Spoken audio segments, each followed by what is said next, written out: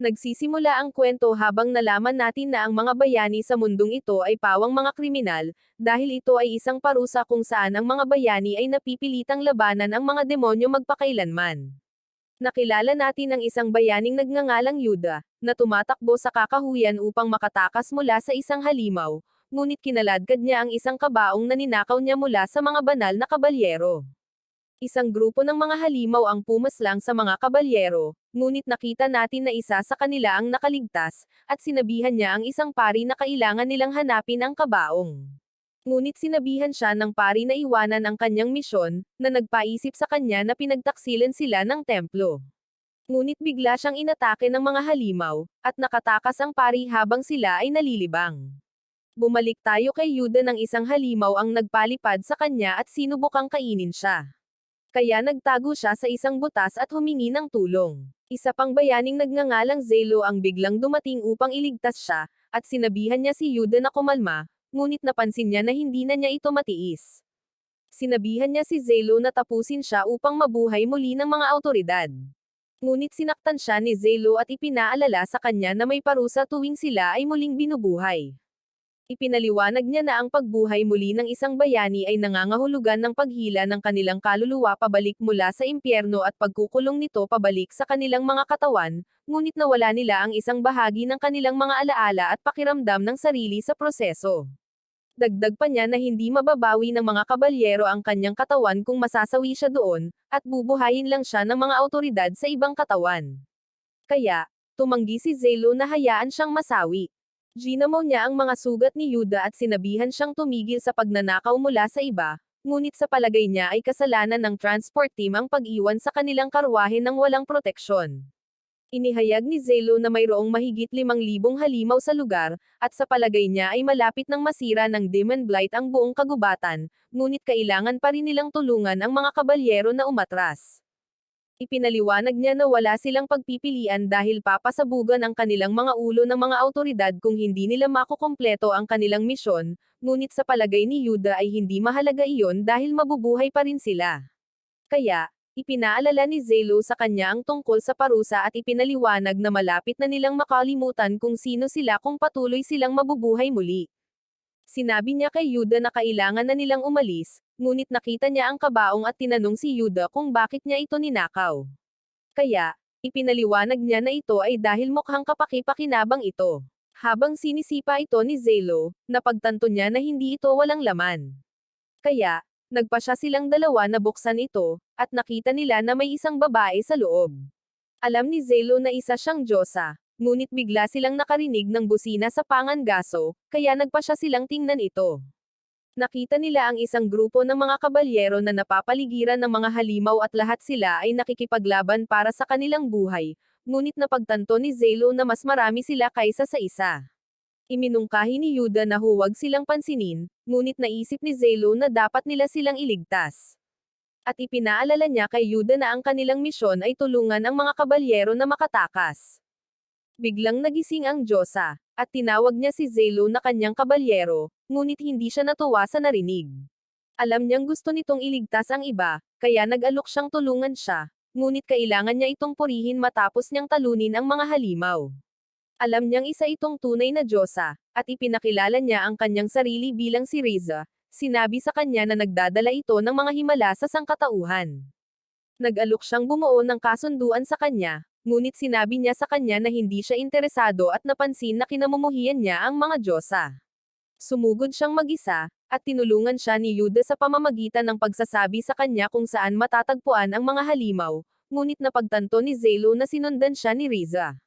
Sinabihan niya itong lumayo, at naghanda ang mga halimaw na atakihin sila, ngunit itinaas niya ang kanyang kutsilyo at pinasabog ang isa sa kanila.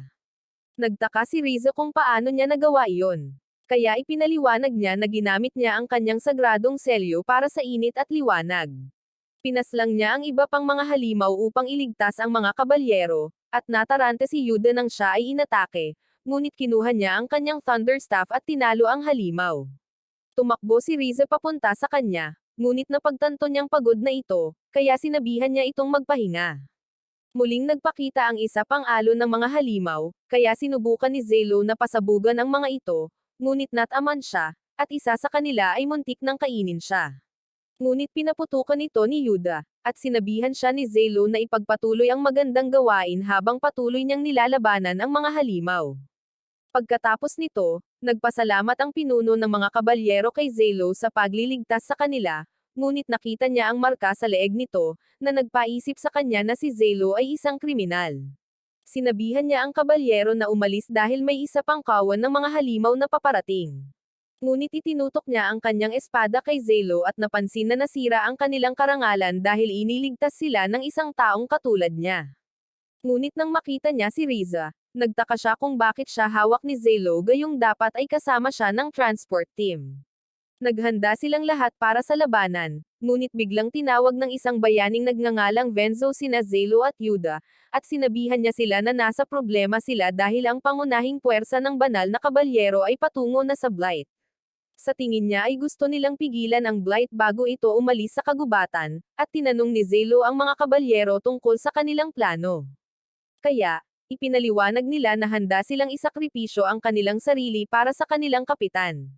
Sinabihan ni Venzo sina Zelo at Yuda na iligtas sila dahil mabibigo sila sa kanilang misyon kung mahigit kalahati ng mga kabalyero ang mawawalan ng buhay, at sa palagay niya ay magiging mabigat ang kanilang parusa. Nagtaka si Zelo kung nasaan ang pangunahing puwersa. Kaya, isiniwalat ni Venzo ang kanilang lokasyon, at naisip ng mga kabalyero na sumama sa kanilang kapitan, ngunit sinabi sa kanila ni Zelo na masyado silang nasugatan para lumaban sa kanyang tabi. Inisip ng kanilang pinuno na hindi kailanman maiintindihan ni Zelo ang kanilang pakiramdam ng karangalan, ngunit sinabihan lamang niya sila na tumungo sa timog at umalis at nangakong tutulungan ang pangunahing puwersa. Tutol si Yuda sa kanyang plano dahil ayaw niyang masawi para sa mga banal na kabalyero, ngunit sinabihan siya ni Zelo na mapapahamak sila kung hindi nila makukumpleto ang kanilang misyon. Nakita natin ang pangunahing puwersa na nagpapahinga sa kanilang kampo, ngunit biglang lumapit ang isang kawan ng mga halimaw, kaya mabilis silang naghanda. Habang sumusugod ang mga halimaw sa kanila, inutusan sila ng kanilang kapitan na si Keria na paputukin ang kanilang mga thunderstick, na nagawang pigilan ang mga halimaw. Ngunit nakita nila ang mga troll na papalapit. Kaya inutusan ni Keria ang kanyang mga tauhan na gamitin ang kanilang mga sandatang pangkubkob, na kayang talunin sila. Pinagmasdan ni Zelo at Yuda ang pana mula sa malayo, at humanga sila sa mga sandata ng mga kabalyero, ngunit sa palagay nila ay walang sapat na bala ang mga kabalyero upang talunin ang lahat ng mga halimaw. Nabanggit ni Zelo na hindi pa niya nakikita ang kanilang bandila noon, kaya naisip ni Yuda na dapat na lamang silang umupo at panoorin ang mga pangyayari. Ngunit sinabi sa kanya ni Riza na dapat silang makibahagi sa kaluwalhatian. Kalaunan ay naubusan ng bala ang mga kabalyero at nalagpasan ng mga halimaw ang kanilang mga barikada, kaya napilitan silang sumugod gamit ang kanilang mga sibat. Inisip ni Zelo na magpapadala ang mga halimaw ng isa pang unit upang sunggaban ang mga kabalyero at sinabi kay Yuda na kailangan nilang mag-isip ng estratehiya upang iligtas sila, ngunit napagtanto niya na umalis na si Yuda upang magnakaw mula sa kanila. Muling nag-alok si Riza na tulungan siya, ngunit sinabi niya rito na hindi siya makikipagtulungan sa Diyosa at ginamit ang kanyang flight seal upang tumungo sa larangan ng digmaan. Binomba niya ang mga halimaw mula sa itaas, at isa sa kanila ang biglang tumalon sa kanya, ngunit nagawa niya itong tapusin. Isang grupo ng mga halimaw ang nagpaputok ng maliliit na nilalang sa mga kabalyero, kaya sinubukan nilang paputukan sila pababa, ngunit nakalusot pa rin ang mga halimaw at sinimulan silang kainin. Naiwasan ni Zelo silang lahat, at napansin siya ni Keria habang ang kanyang mga pagsabog ay nolipol ang mga halimaw sa kanyang daan. Pagkatapos ng laban, tinanong niya ito kung sino siya, ngunit sumugod si Riza sa kanyang tabi at nagtaka kung bakit siya iniwan ito.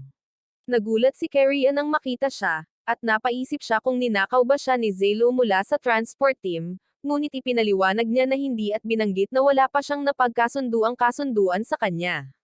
Hindi natuwa si Riza nang marinig ito, ngunit sinabi niya sa kanya na kailangan niyang hanapin ang sarili niya sa susunod na gabi. Sinabihan siya ni Keria na magpaliwanag, ngunit binanggit niya na hindi pa ito ang tamang oras para gawin iyon dahil alam niyang malapit nang magpakita ang Demon King. Nagsimulang yumanig ang lupa habang naglalakad ang Demon King sa kagubatan, binabago ang bawat nilalang na makakasalubong nito. Pinaputok ng mga kabalyero ang kanilang mga sandatang pangkubkob, ngunit sinasalamin nito ang kanilang mga pag-atake gamit ang isang harang.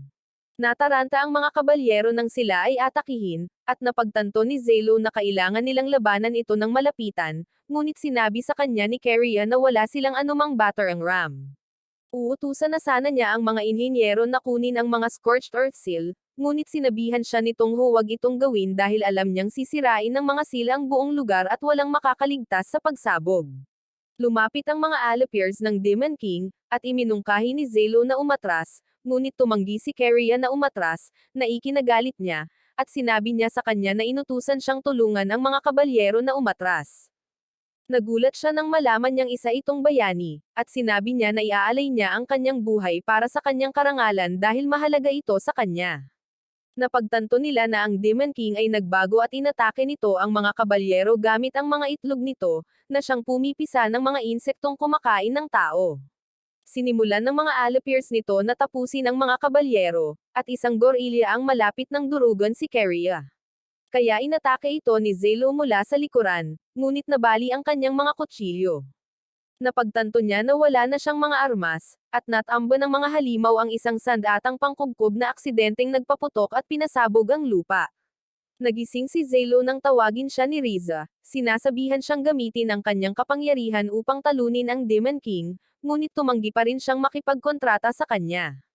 Sinubukan niyang sabihin kay Keria na bumuo ng kasunduan, ngunit hindi ito tumugon, at narinig niya ang sigaw ng kabalyero habang nilalamon sila ng mga halimaw. Sinabi sa kanya ni Riza na masasawi silang lahat maliban kung gumawa siya ng isang bagay at binanggit na kahit na kinamumuhian niya ang mga Diyosa, gagawin pa rin ito ang lahat sa kanyang makakaya upang bigyan siya ng tagumpay. Sa wakas ay nagpasya siyang bumuo ng kasunduan, at ibinigay niya sa kanya ang kanyang dugo, sinabihan siyang bigyan siya ng lakas. Pagkatapos nilang bumuo ng kasunduan, tinanong siya nito kung ano ang gusto niyang gawin niya. Kaya, sinabi ni Zelo na itaboy ang mga halimaw. Humanga siya sa kanyang determinasyon at sinabihan silang magdasal nang ibunyag niya na siya ang Diyosa ng mga espada. Bigla siyang tumawag ng hindi mabilang na mga espada na umulan mula sa langit at pinaslang ang mga halimaw.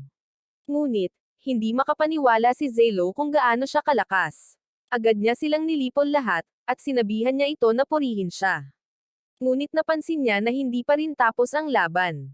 Sinabihan niya itong ipatawag ang mga espada para sa kanya, at ginamit niya ang mga ito upang talunin ang mga halimaw na nakaligtas sa kanyang pag-atake habang si Keria ay bumabangon muli at nagtataka kung ano ang nangyayari. Sinabihan niya itong ilikas ang mga sugatang kabalyero, at napansin niya na hindi siya tumatanggap ng utos mula sa kanya, ngunit ipinaliwanag niya na kailangan niya itong gawin kung gusto niyang mabuhay. Sinabi niya rito na tatapusin niya ang Demon King upang iligtas ang lahat at binanggit na tatanggapin niya ang parusa kung makakabalik silang buhay. Ngunit tinanong siya ni Riza kung lalaban siya para sa karangalan. Kaya ipinaliwanag niya na hindi mahalaga sa kanya at sinabing lumalaban lang siya dahil nasisiyahan siya rito. Sumugod si Zelo sa Demon King, ngunit nakaharang ang mga Alapirs nito. At inalok ni Riza na harapin sila, ngunit inihagis niya ang isa sa kanyang mga espada upang tapusin ang mga ito. Sa tingin niya ay minamaliit siya nito, ngunit alam niya na kahit ang mga Diyosa ay may limitasyon at mapapahamak sila kung pareho silang mapapagod. Sinubukan siyang atakihin ng mga halimaw, ngunit nagawa niyang malampasan sila at nakarating siya sa Demon King. Nabanggit ni Riza na ang bawat Diyosa ay nangangarap na talunin ang isang Demon King, ngunit sinabi niya sa kanya na hindi pa oras para kumilos siya, at sinimulan niyang akyatan ang katawan ng Demon King. Tumalon siya sa ere at inihagis ang isa sa kanyang mga espada upang putulin ang braso nito, ngunit ang mga Alapirs nito ay sumugod patungo sa kanya. Napansin ni Riza na malapit na silang mapalibutan, kaya sinabihan niya itong magwala, at dinurog niya silang lahat gamit ang kanyang mga espada. Muli niyang sinugod ang Demon King, at alam niya kung ano ang iniisip nito. Kaya, tinawag niya ang isang higanteng espada para sa kanya. Humanga siya na nabasa nito ang kanyang isip, at naghanda ang Demon King na atakihin siya, ngunit inihanda niya ang espada at inihagis ito pasulong. May isang malakas na pagsabog ng tamaan nito ang Demon King, ngunit napagtanto niyang buhay pa ito, at inatake sila nito habang nagsisimula itong mag-regenerate. Habang nagkakamalay si Zelo, Alam ni Riza na nasaktan siya dahil pinrotektahan niya ito gamit ang kanyang katawan, ngunit biglang nagpakita si Yuda. Napagtanto ni Zelo na ninakaw ni Yuda ang isang scorched earth seal, ngunit pinuri niya ito dahil iyon mismo ang kailangan nila upang talunin ang Demon King. Habang pinapagana niya ito, ipinaliwanag niya na alam niya kung paano ito gumagana dahil kilala niya ang modelo nito. Sinugod niya ang Demon King, sinipa ang seal patungo rito, at mabilis siyang tumalon palayo kasama si Riza. Nagkaroon ng isang malakas na pagsabog na pumaslang sa Demon King, at ang mga Allopiers nito ay tumakbo palayo. Kaya, napagtanto ng mga kabalyero na tapos na ang laban. Inihayag ni Zelo na hindi ito ang unang pagkakataon na natalo niya ang isang Demon King, ngunit alam niyang hindi siya maaaring manalo kung hindi dahil kay Yuda. Kaya, pakiramdam niya ay may utang siya sa kanya. Pinaalala sa kanya ni Riza na tumulong din siya, at gusto niyang purihin siya nito. Kaya, sinabi niya sa kanya na mahusay ang ginawa niyang trabaho sa pagligtas, ngunit sa palagay niya ay hindi ito sapat. Kaya, gusto niyang purihin pa siya nito. At tatapikan na sana niya ang ulo nito, ngunit bigla niyang naalala ang Diyosa na dati niyang nakatrabaho. Pinagalitan siya ni Keria dahil sa pagnanakaw ng Diyosa at ng Scorched Earth Seal, sinabihan siyang siya ang pinakamasamang uri ng kriminal. Sinabi niya kay Riza na ihahatid siya ng mga kabalyero sa kuta ng Galatile, at tinawag niya si Zelo na isang kalaban dahil nakipagkasundo ito sa kanya ng walang pahintulot. Ngunit inakala ni Riza na nakatadhana silang magkita at napansin na naniniwala siya sa kanya, ngunit sinabi sa kanya ni Keria na wala siyang alam tungkol sa mga krimen nito. Isiniwalat niya na dating kapitan siya ng mga banal na kabalyero at nakipagkasundo siya sa isang Diyosa, ngunit sa huli ay pinaslang niya ito. Sa isang flashback, nakita natin si Zelo habang humaharap siya sa korte at inihayag niya na pinamunuan niya ang kanyang unit laban sa isang Demon King, ngunit inakusahan siya ng mga opisyal ng paggawa nito ng walang pahintulot. Ipinaliwanag niya na inutusan siyang pumunta roon upang iligtas ang isa pang unit, ngunit hindi siya pinaniwalaan ng mga opisyal, at iniisip nila na ginawa niya ito dahil sabik siyang magkaroon ng kaluwalhatian para sa kanyang sarili. Tinanong nila siya kung pinaslang niya ang Diyosa na si Sinerva, at inamin niya na totoo ito. Kaya, iniisip ng lahat na isa siyang halimaw, ngunit ipinaliwanag niya na ginawa niya lamang ito dahil wala siyang pagpipilian. Isiniwalat niya na hindi mahanap ng kanyang koponan ang unit na dapat nilang iligtas at inaasahan nila ang mga karagdagang tauhan, ngunit walang dumating upang tumulong sa kanila. Ginawa ni Sinerva ang lahat ng kanyang makakaya upang protektahan ang kanyang koponan, ngunit naabot na niya ang kanyang limitasyon, at alam niya na ang Blight ay malapit ng Samire sa kanya, kaya wala siyang pagpipilian kundi tapusin siya. Ngunit hindi naniwala ang mga opisyal sa kanyang kwento dahil ang Blight ay hindi pa kailanman Samire sa isang Diyosa noon, at kumbinsido sila na pinaslang niya ito dahil ang kanyang mga sagradong selyo ang dahilan kung bakit siya nabaliw. Ipinaliwanag niya na kapag ang isang Diyosa ay nasira ng Blight, lilikha ito ng isang napakalakas na Demon King. Ngunit hindi pa rin siya pinaniwalaan ng mga opisyal, at inutusan nila ang mga gwardya na tumahimik. Sinabi niya sa kanila na hindi nila mapagkakatiwalaan ang templo or ang militar, ngunit pinabagsak siya ng mga gwardya. At habang tinitingnan niya ang mga opisyal, napagtanto niya na ang lahat ng ito ay isang pakana. Hinilhan siya ng mga opisyal na magsilbi bilang bayani magpakailanman, ngunit nangako siyang hahanapin ang mga taong nagkasala sa kanya at maghihiganti. Nagising si Zelo sa isang tolda kung saan sinabi sa kanya ni Riza na hinihintay siya ni Venzo, ngunit nagtataka siya kung bakit naroon pa rin ito dahil alam niyang isa itong kriminal. Iniisip niya na may dahilan si Riza sa pagpaslang sa Diyosa na nakipagkasundo siya, ngunit sinabi niya sa kanya na hindi mahalaga iyon at ipinaliwanag na maaari na lang nilang kanselahin ang kanilang kasunduan, ngunit tumatanggi pa rin siyang iwan siya. Sinabi sa kanya ni Venzo na may problema sila, at naiinis siya dahil gusto pa rin niyang magpahinga. Ngunit ipinaliwanag ni Venzo na mayroon silang bagong misyon at masasawi siya kung hindi ito tatanggapin ni Zelo. Nakatagpo ni Zelo si Venzo, at nagulat si Riza nang makita ang isang ilog na naging yelo. Habang binabasa ni Keria ang mga utos mula sa kanyang superior, nalaman natin na ang kanilang misyon ay i-clear ang Swingun Tunnel. Ipinaliwanag ng kanyang superior na ang unang Demon King ay nagpakita 20 taon na ang nakalilipas, at mula noon ay nawala na ng sangkatauhan ang kalahati ng kanilang matitirhang lupain, kaya hindi na nila maaaring hayaang kumalat pa ang Blight. Nabanggit niya na ipinadala na nila ang hero unit sa Zewingdon, kaya dapat siyang maglakbay sakay ng kabayo upang salubungin sila, at nangako siyang hindi mabibigo. Bumalik tayo kay Zelo nang mabanggit ni Riza na hindi niya nakita si Yuda. Kaya sinabi sa kanya ni Venzo na nasa repair shop siya, at inakala ng isang bayaning nagngangalang Norman na dahil ito sa sinaktan siya ni Zelo. Tinawag siya ni Zelo bilang hari, at nagtataka si Riza kung bakit niya ito tinawag na ganoon.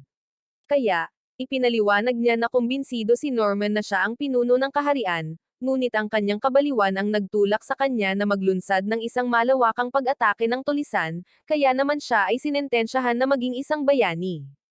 Nagtanong si Riza tungkol sa isa pang bayani sa unit na nagngangalang Tatsoya, ngunit ipinaliwanag ni Zelo na walang nakakaalam tungkol sa kanyang nakaraan. Mas matagal na siyang nasa unit ng bayani kaysa sa kanila, ngunit nawala na ang kanyang pakiramdam sa sarili dahil paulit-ulit siyang nabuhay muli. Sa kalaunan ay nakarating sila sa isang nayon, ngunit hindi sila tinanggap ng mga tao, at nagtataka si Riza kung bakit sila mukhang malungkot. Kaya, ipinaliwanag ni Venzo na ito ay dahil malapit na silang lemonin ng blight. Tinanong ni Zelo ang isang tindera kung mayroon siyang mga kagamitan sa paghuhukay dahil kailangan niya ang mga ito upang makontrol ang mga tunnel, ngunit napagtanto niya na isa siyang bayani at nagtataka kung bakit hindi siya dumating ng mas maaga. Umiyak siya at naglakad palayo, ngunit sinabi sa kanya ng isang babae kung saan niya mahahanap ang mga tunnel. Kaya nagpasalamat siya sa tulong niya, ngunit iniisip niya kung babalik ang kanyang ama para sa kanyang kaarawan at umiyak dahil nangako siya sa kanya na babalik siya, kaya naawa si Zelo para sa kanya.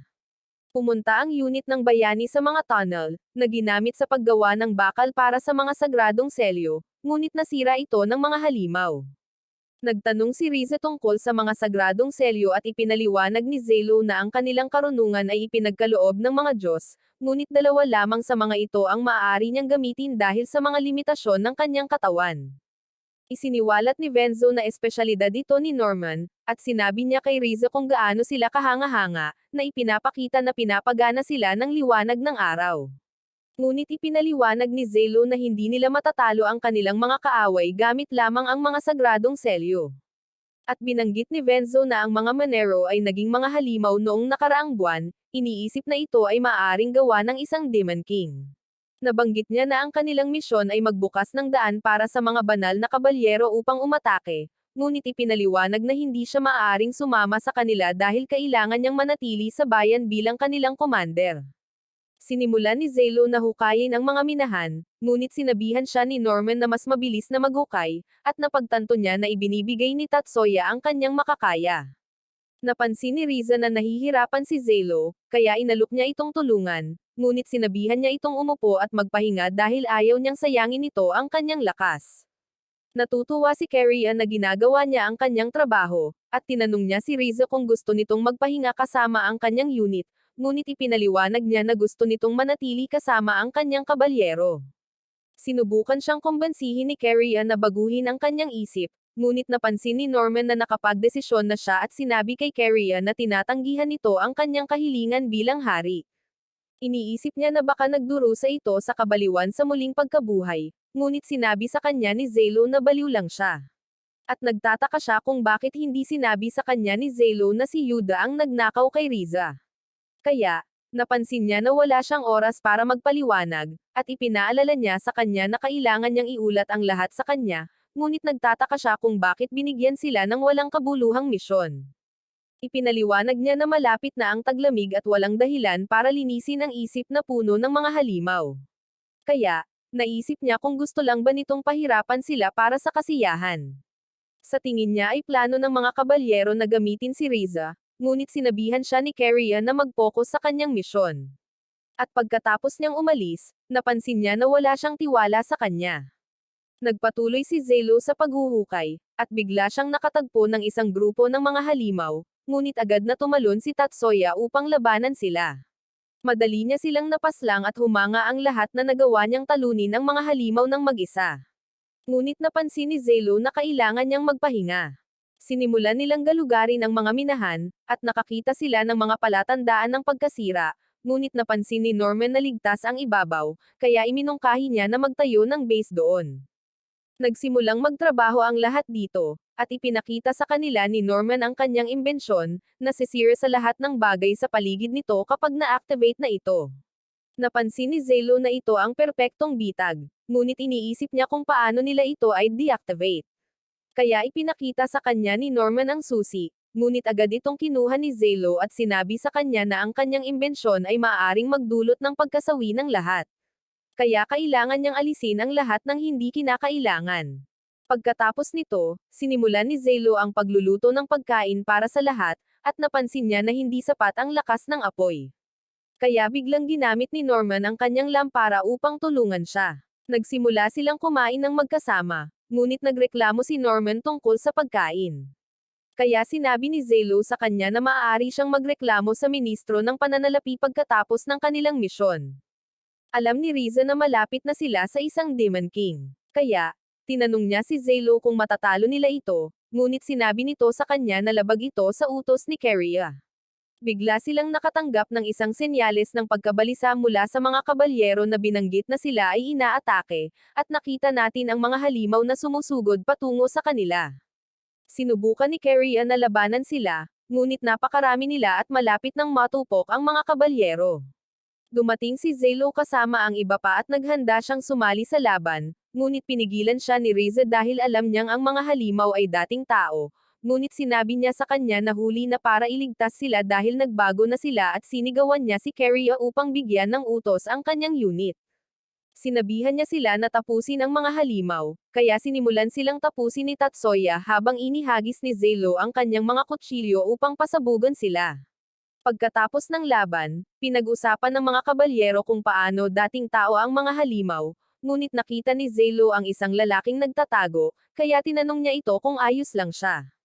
Napagtanto ni Zelo na tuluyan na siyang nawala sa sarili at napansin ni Keria na may iba pang mga manggagawang natigil sa mga minahan. Kaya iminungkahi ni Norman na iligtas sila, ngunit ipinaliwanag niya na hindi nila kayang ipagsapalaran ang pagkawala ng mga banal na kabalyero dahil ang pagliligtas ng mga sibilyan ay hindi bahagi ng kanilang misyon. Tinanong niya si Zelo kung ilang kabalyero ang maaaring mawala sa kanila kung magdesisyon silang iligtas ang mga manggagawa. Kaya napagtanto niya na ayaw niyang iwan sila, ngunit sinabi niya sa kanya na maraming tauhan ang mawawala sa kanya. Biglang dumating ang isang pari at sinabi niya na gagamit sila ng Scorched Earth Seal upang isara ang mga tunnel, ngunit nagalit si Norman nang marinig ito dahil ayaw niyang iwanan ang mga manggagawa. Nagsimula siyang makipagtalo sa pari at naisip ni Zelo na dapat na lang nilang sundin ang mga utos. Ngunit bigla niyang naalala ang babae sa nayon. Kaya nagbago ang kanyang isip ngunit sinabihan si Keria na pasabugan ang mga minahan kung hindi makakabalik ang kanyang unit. Natuwa si Riza sa desisyon nito at sinubukan niyang kumbansihin ang mga kabalyero na sumama sa kanila, ngunit sinabihan siya ni Norman na manatili dahil ayaw niyang mailibing siya ng buhay kung mabaigo sila. Sinabihan siya ni Zelo na pag-isipang mabuti, ngunit kinuha siya ng isang kabalyero at ipinaliwanag niya na wala siyang pakialam sa mga sibilyan, ngunit galit siya sa mga commander na nakaisip ng plano. Nakita natin ang mga manggagawa na nagtatago sa isang silid, at sinubukan nilang pigilan ang mga halimaw sa pamamagitan ng paghawak sa pinto, ngunit biglang pumasok ang isa sa kanila. Dumating si Zelo sa tamang oras upang iligtas ang mga manggagawa, at sumugod si Tatsuya, kaya gumawa ang mga halimaw ng sapot upang pigilan siya, ngunit pinutol niya ito. Namangha ang mga manggagawa habang pinapanood nila ang mga bayani na pabagsakin ang mga halimaw, at sinabihan sila ni Norman na huwag mag-alala dahil dumating na sila upang iligtas sila. Nabanggit ng foreman na hindi niya inaasahan na darating ang tulong, ngunit sinabihan ni Zelo ang mga manggagawa na armasan ang kanilang mga sarili at ipinaliwanag na gagamitin ni Norman ang kanyang mga selyo upang palakasin ang kanilang mga armas. Nabanggit niya na walang sikat ng araw sa mga tunnel, kaya mabilis na mauubusan ng enerhiya ang mga sagradong selyo. Pero ibang antas ang mga selyong ginagawa niya dahil mas epektibo ang mga ito at mas kaunting enerhiya ang kinokonsumo. Tinanong niya si Zelo tungkol sa class na suot niya, kaya ipinaliwanag niya na sinusukat nito ang dami ng enerhiya sa kanyang katawan, at alam ni Norman na napakalaki ng kanyang supply ng enerhiya, kaya itinuturing niya itong isang piling mandirigma. Ikinagagalak ni Zelo ang pagkilala sa kanya, ngunit sa palagay niya ay hindi na sila magtatagal dahil kulang na siya sa enerhiya. Ipinaliwanag ng foreman na na-stuck sila sa mga minahan dahil hindi nakarating sa kanila ang utos na umatras sa oras. At tinanong siya ni Zelo kung sila lang ba ang nakaligtas. Kaya ipinaliwanag niya na mayroong 5 sa kanila, ngunit isa sa kanila ang naligaw dahil nakarinig siya ng mga boses. At nang bumalik siya, napagtanto nila na siya ay naging isang halimaw. Nagtulungan sila upang tapusin siya dahil kailangan nila itong gawin upang mabuhay, ngunit naaawa pa rin ang foreman tungkol dito. Pagkatapos noon, nakita natin na ang mga manggagawa ay armado na ngayon at handa na silang umalis, ngunit biglang nanginag ang lupa at lumabas ang mga halimaw mula sa lupa. Nagsimulang lumaban si Zelo at sinabi niya sa mga manggagawa na kailangan nilang manatili sa linya, ngunit natarante sila nang mapagtanto nilang mas marami sila kaysa sa isa't isa. Handa nang masawi si Norman para sa mga manggagawa dahil itinuturing niya silang mga tapat na lingkod ng kanyang kaharian, at sinabi sa kanya ni Zelo na isa siyang dakilang hari. Tumungo tayo kay Keria, na napansin na hindi masaya si Riza, at iniisip ng pari na isa siyang walang silbing sandata dahil hindi na niya sila pinapansin simula nang iwan siya ni Zelo. Ngunit binanggit ni Keria na dapat silang umalis kapag handa na sila dahil kailangan nilang pabagsakin ang Demon King. Nakita natin na nagawang talunin ng mga bayani ang mga halimaw, at lahat ay pagod na pagod, ngunit sinabi sa kanila ni Zelo na kailangan nilang magpatuloy sa pagkilos. Nagsimula silang mawala ng pag-asa dahil sa tingin nila ay imposibleng makatakas ng buhay sa mga tunnel, ngunit nagbigay si Norman ng isang nakaka-inspire na talumpati, na sinasabi sa kanila na kailangan nilang magpatuloy sa pakikipaglaban. Napansin ng foreman na gagawin nila ang kanilang makakaya, at napansin niya na sina Zelo at Norman ay mga bayani, ngunit sa palagay niya ay hindi mahalaga kung ano ang kanilang ginawa noon dahil isinasapanganib nila ang kanilang buhay upang iligtas sila. Binanggit niya na handa na siyang masawi ng marangal, ngunit sinabi sa kanya ni Zelo na makakaligtas siya, at tumanggi si Norman na may mangyari sa kanila dahil lahat sila ay mahalaga sa kanyang kaharian. Muling yumanig ang lupa nang magpakita ang mas maraming halimaw. Nagsimulang magpanik ang mga manggagawa, ngunit isa sa kanila ang nag-swing ng kanyang sandata at nagawang pumaslang ng isang halimaw. Kaya, hinikayat ang iba na makipaglaban kasama niya. Ngunit sinimulan silang talunin ng mga halimaw, at nasugatan ang kanilang foreman. Kaya, napagtanto ni Zelo na sila ay nasa problema. Isa sa mga halimaw ay malapit nang tapusin ang foreman, ngunit may hindi mabilang na mga espada na biglang lumipad, na agad na nalipol ang lahat ng mga halimaw. Humingi ng paumanhin si Riza sa kanyang nahuling pagdating at sinabihan ang lahat na purihin siya sa pagliligtas sa kanila. Kaya, nagpasalamat si Norman sa kanya sa pagpuksa sa mga halimaw. Sinabi niya sa mga manggagawa na gagawa sila ng bakod at inutusan silang itanim ang mga espada sa lupa pagkatapos niyang lagyan ng mga sagradong selyo ang mga ito. Nagpa siya silang sundin ang kanyang plano. Kaya, sinimulan niya ang paggawa ng mga espada, ngunit tinanong ni Zelo si Riza kung ano ang ginagawa niya roon dahil dapat ay kasama niya ang mga kabalyero. Isiniwalat niya na nakatakas siya at sinabihan siyang purihin siya sa pagpunta, ngunit tumanggi siyang gawin ito dahil wala siyang planong gamitin siya. Nalungkot siya nang marinig ito, at sinabihan niya siyang manatiling buhay kahit na wala siyang silbi. Ngunit alam niya na ayaw lang niya na madamay siya dahil nag-aalala siya sa kanya. Napansin niya na hindi mahalaga ang opinyon niya tungkol sa kanya dahil ang mga Diyosa ay ipinanganak upang gamitin ng iba. At ipinaliwanag niya na ang pagnanais na purihin ng mga tao ay nakasulat sa kanilang kalikasan. Sinabi niya kay Zelo na hindi niya siya mapipigilan sa pamumuhay ng isang maluwalhating buhay, ngunit napagtanto nila na may isa pang alon ng mga halimaw na paparating. Kaya, sinabihan niya ang mga manggagawa na pumasok sa loob ng bakod. Nagpakita ang mga halimaw, at nais ni Zelo na manatili si Riza sa likod, ngunit sinabihan niya siyang protektahan siya anuman ang mangyari.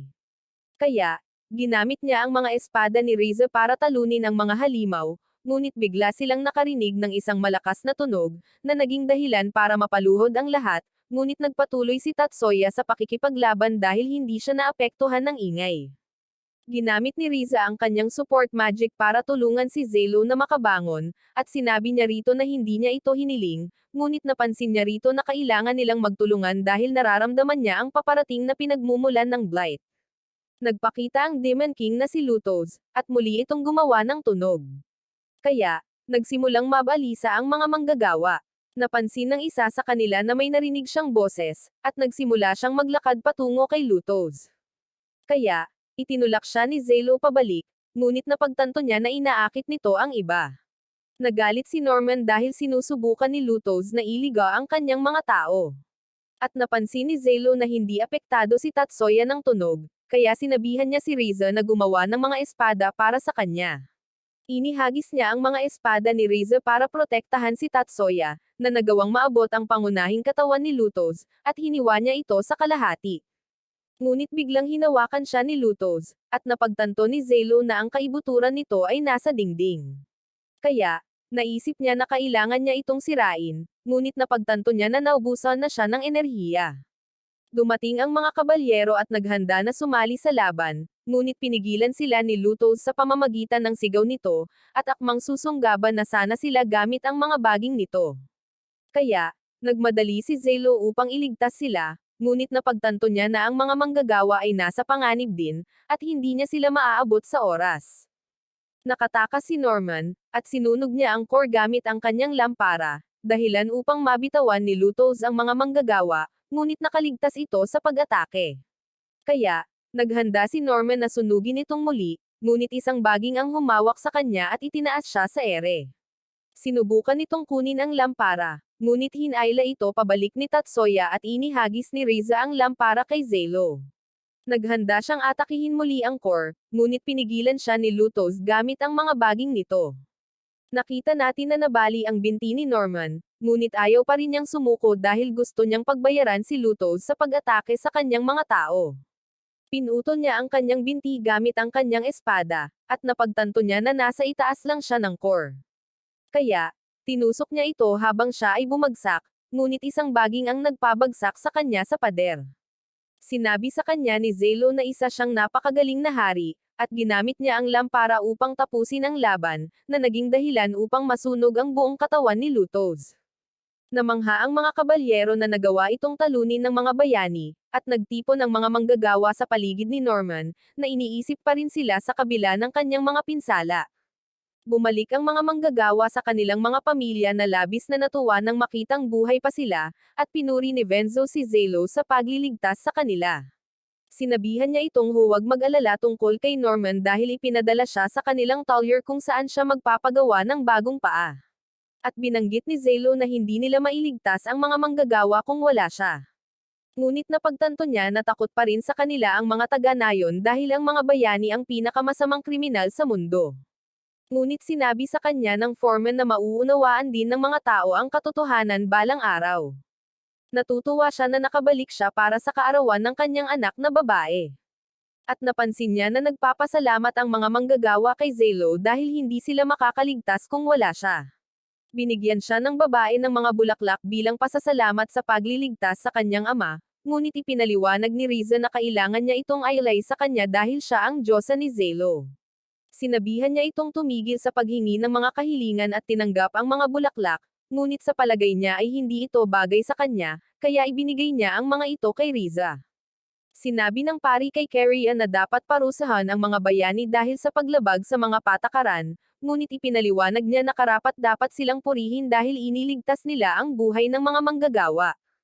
Napansin niya na mas magaling sila kaysa sa kanya dahil inuutusan lang niya ang mga tao nang hindi nakikipaglaban, at iniisip niya kung mabuting tao ba talaga si Zelo. Tumungo ang unit ng bayani sa isang fortress, na isang mahalagang bahagi ng depensa ng ikalawang kabisera. At nakikita natin si Yuda na nasisiyahan sa kanyang oras kasama si Venzo dahil naka-standby lamang sila. Binisita ni Norman si Zelo sa kanyang selda at inutusan itong bumili ng alak, ngunit ipinaalala niya kay Norman na nagastos na niya ang lahat ng kanilang pera.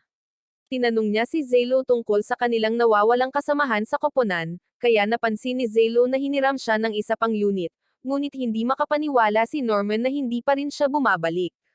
Nagpahinga si Zelo pagkatapos umalis ni Norman, at nalaman natin na gusto niya ng sandali ng kapayapaan para makapagbasa siya. Ngunit nagpakita si Riza at tinanong siya tungkol sa kanyang libro. Kaya isiniwalat niya na tula ito, ngunit isinulat ito ng isang lasenggo na nangarap na maging isang dragon at nagsanay na lumipad gabi-gabi. Binisita rin siya ni Keria at sinabihan siyang sumama sa kanya dahil gusto niya itong makausap. Ngunit nagpa siya si Riza na sumama at sinabing dapat silang mag-usap sa malaking palitan. Nakita natin sila sa palengke kung saan tinanong ni Riza si Zelo tungkol sa isang ice treat, ngunit wala siyang ideya kung ano ito. Kaya, sinabi sa kanila ni Carrion na ito ay isang lokal na espesyalidad.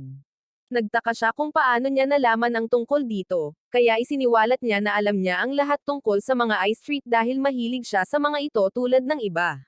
Gusto itong tikman ni Riza, at gusto rin ni Carrion. Ngunit nagpa siya siyang magpas dahil limitado ang kanyang budget. Kaya, sinabihan ni Zelo si Riza na kumuha ng 2 serving. Habang pumipila siya, sinabi ni Carrion kay Zelo na binigyan siya nito ng dahilan para suriin muli siya. Napansin niya na nailigtas nito ang buhay ng mga tao at lahat sila ay nagpapasalamat sa kanya. Kaya, napagtanto niya na ang kanyang mga pagsisikap ay hindi nasayang. Sa tingin niya ay napatunayan na niya ang kanyang kakayahan at napansin na nailigtas din niya si Riza sa pamamagitan ng pakikipagkasundo sa kanya, ngunit hindi niya maintindihan ang ibig niyang sabihin.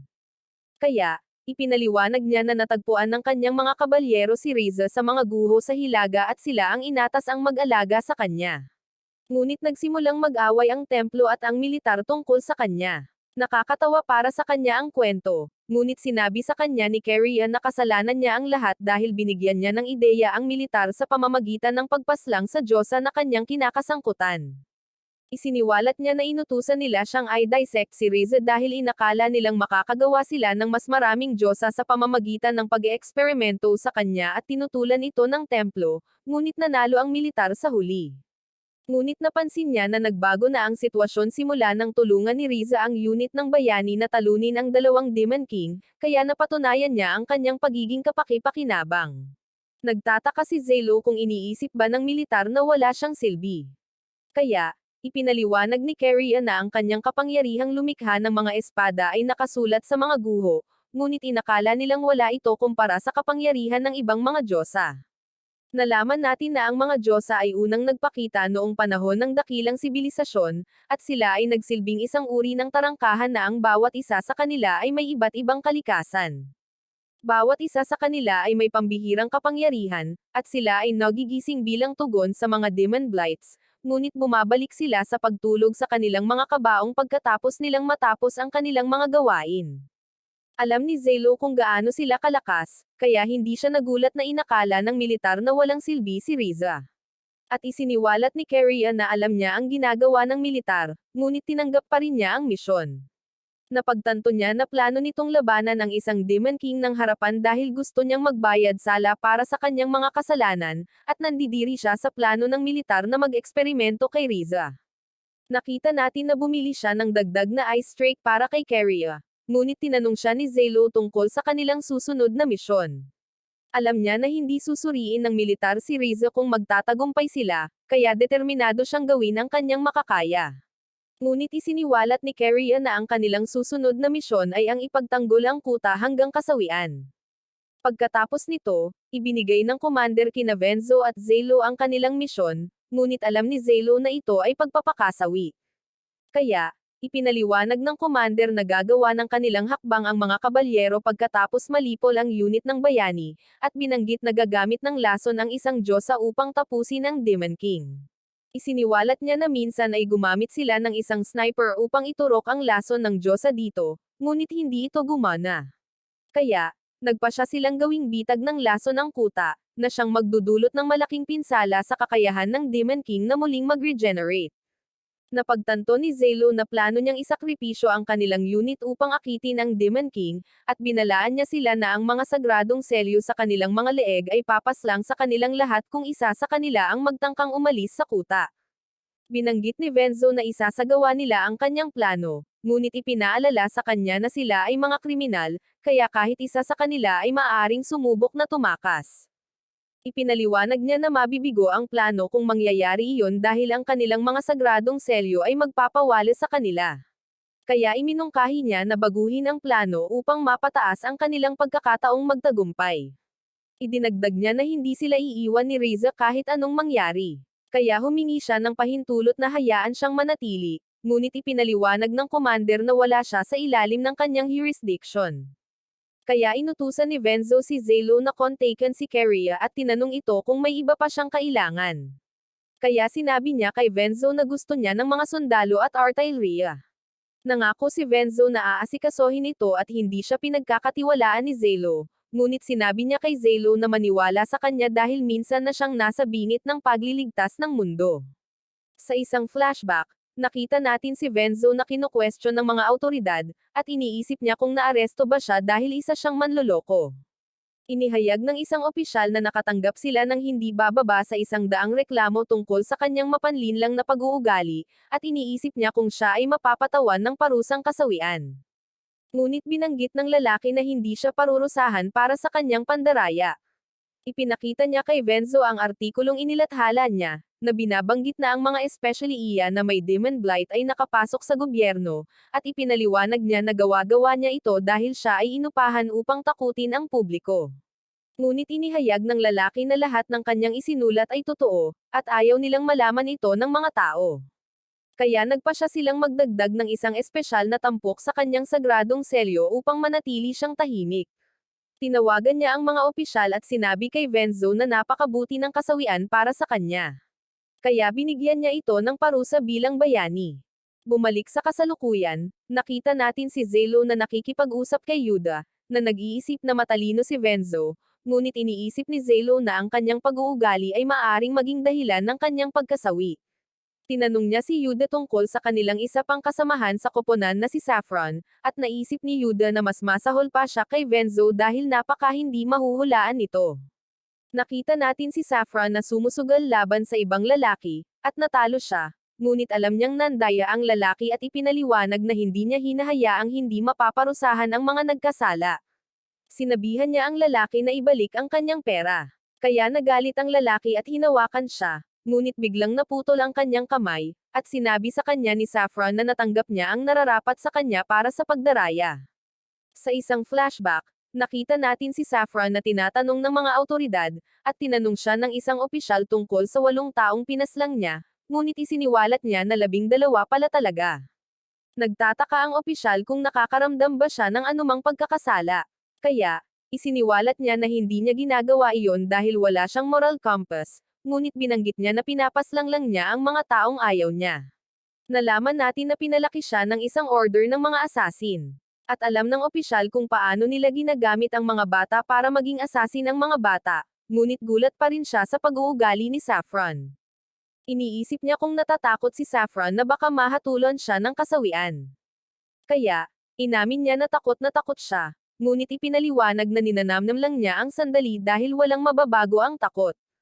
Tinanong siya ng lalaking nagtanong kay Venzo kung paano niya pinipili ang kanyang mga biktima.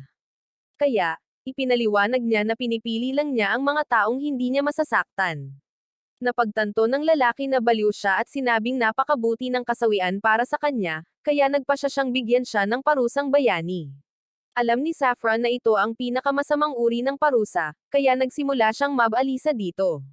Ngunit pinilit siya ng lalaki na umupo at sinabi sa kanya na hindi siya pinapayagang masawi.